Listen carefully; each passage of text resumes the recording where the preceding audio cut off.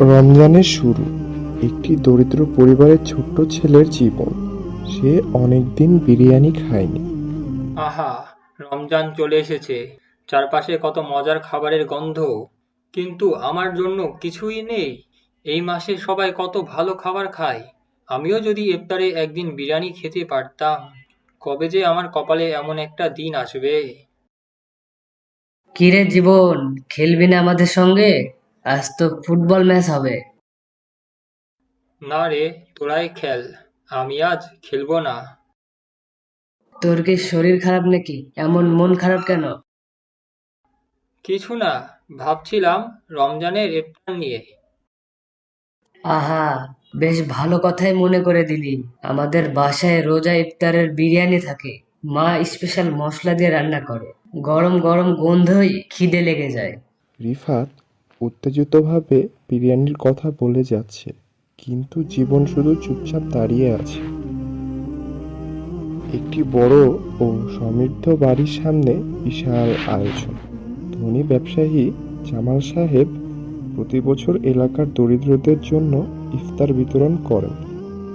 লাইনে অনেক মানুষ দাঁড়িয়ে, কেউ ধাক্কাধাক্কি করছে, কেউ উকি দিয়ে দেখছে সামনে কি খাবার দেওয়া হচ্ছে। এসব সবাই ধৈর্য ধরে লাইনে দাঁড়ান, দয়া করে কোনো বিশৃঙ্খলা সৃষ্টি করবেন না। ইনশাআল্লাহ সবাই ইফতার পাবেন। আল্লাহর রহমতে আমাদের পর্যাপ্ত খাবার আছে, কেউ বাদ দেবেন না।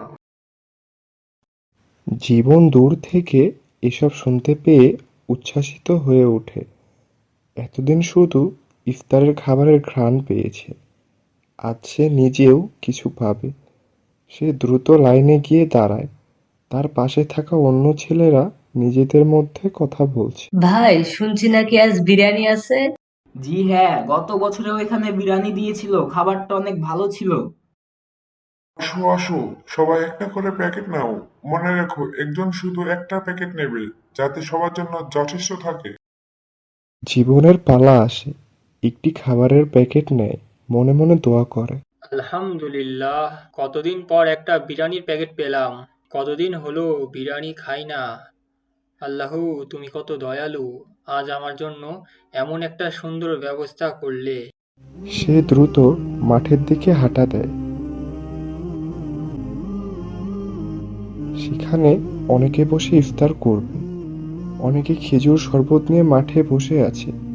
সে আনন্দের সঙ্গে খাবারের প্যাকেট খোলে, কিন্তু ঢাকনা সরাতেই তার মুখ থেকে হাসি নিমিষেই মিলিয়ে যায়। প্যাকেটের ভিতর শুধু কিছু ছোলা মুড়ি আর কয়েকটা খেজুর। কোথাও বিরিয়ানির চিহ্ন পর্যন্ত নেই।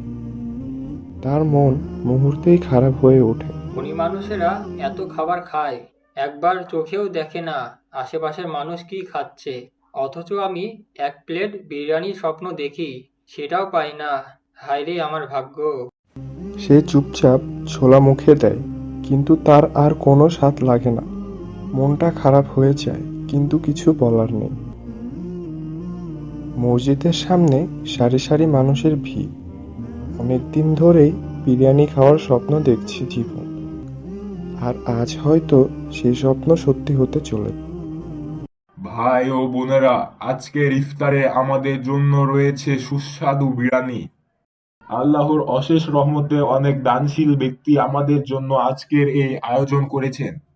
ইফতারের সময় সবাই দোয়া করবেন যেন আমাদের সবার রোজা কবুল হয় এবং আমরা একে অপরের সাহায্য করতে পারি। জীবনের মুখে উজ্জ্বল হাসি ফুটে ওঠে। তার চোখ আনন্দে চকচক করে। সে চুপচাপ আকাশের দিকে তাকিয়ে মনে মনে বলে, আলহামদুলিল্লাহ, আজ অবশেষে আমার ইফতারে বিরিয়ানি জুটলো। কতদিন ধরে এই স্বাদ পাওয়ার অপেক্ষায় ছিলাম। হে আল্লাহ, তোমার কি অপার রহমত। আজ তাহলে পেট ভরে বিরিয়ানি খেতে পারবো। ইফতার বিতরণ শুরু হয়। স্বেচ্ছাসেবকরা একে একে সবার হাতে ইফতার প্যাকেট তুলে দিচ্ছেন। স্বেচ্ছাসেবকরা চেষ্টা করছেন সবাইকে শৃঙ্খলার মধ্যে রাখতে। একসময় জীবনের সামনে থাকা লোকটিও প্যাকেট পেয়ে যায়। এবার জীবনের পালা।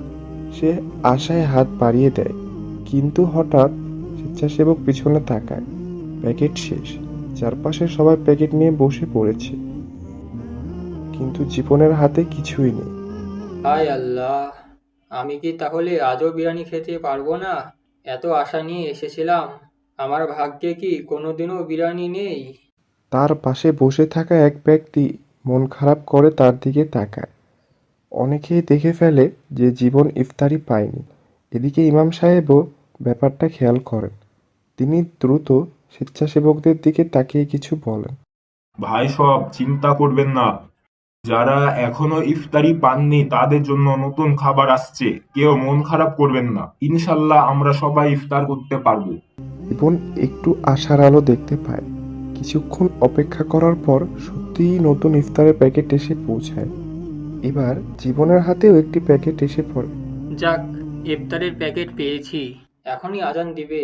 যাই যাই, প্যাকেট খুলি। হায় আল্লাহ, এগুলো কি? এগুলো তো দেখছি খিচুড়ি, ছোলা আর পেঁয়াজি।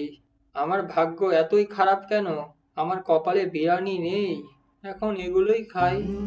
বিরিয়ানির দোকানের সামনে লোকজনের ভিড়।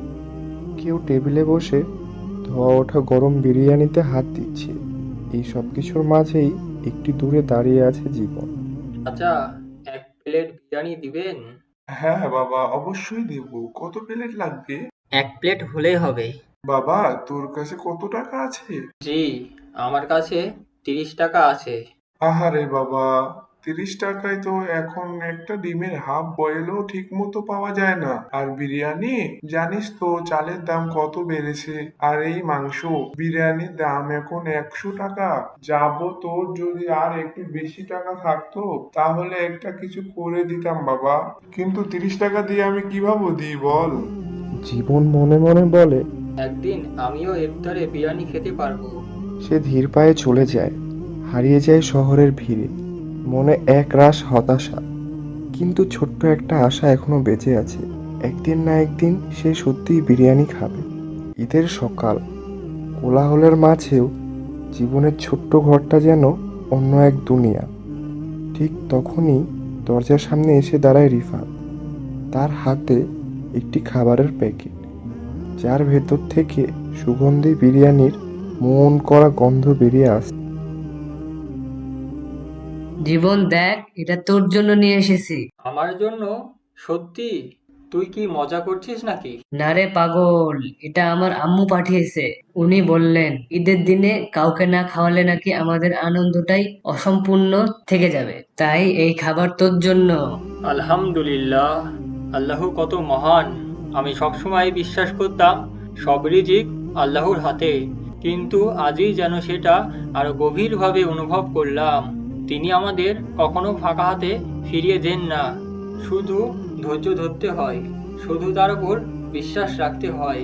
এই খাবার শুধু আমার ক্ষুধা মিটাচ্ছে না, আমার মনও ভরে যাচ্ছে। আমি যেন নতুন করে বেঁচে থাকার শক্তি পাচ্ছি।